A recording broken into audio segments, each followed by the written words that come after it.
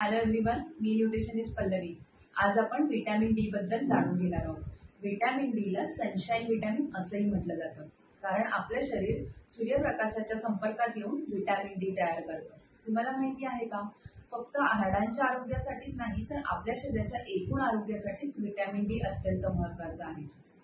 कारण आपल्या शरीरातील कॅल्शियम आणि फॉस्फरस शोषण्यासाठी व्हिटॅमिन डी मदत करतं, त्यामुळे आपल्या हाडांचं आरोग्य चांगलं राहतं। त्याचप्रमाणे रोगप्रतिकारक शक्ती वाढवते, त्यामुळे आपल्या शरीराचं संसर्गापासून संरक्षण होते। काही लोक विशेषतः ज्यांना सूर्यप्रकाश कमी मिळतो किंवा त्यांच्या शरीराचा सूर्यप्रकाशाशी कमी संपर्क होतो, अशा लोकांना थकवा जाणवतो, त्याचप्रमाणे हाडांमध्ये वेदना जाणवतात। अशांनी रोज थोडा वेळ तरी सूर्यप्रकाशात नक्की जावे। त्याचप्रमाणे त्यांनी त्यांच्या आहारामध्ये अंडी, मासे, फोर्टिफाईड पदार्थांचा नक्की समावेश करून घ्यावा।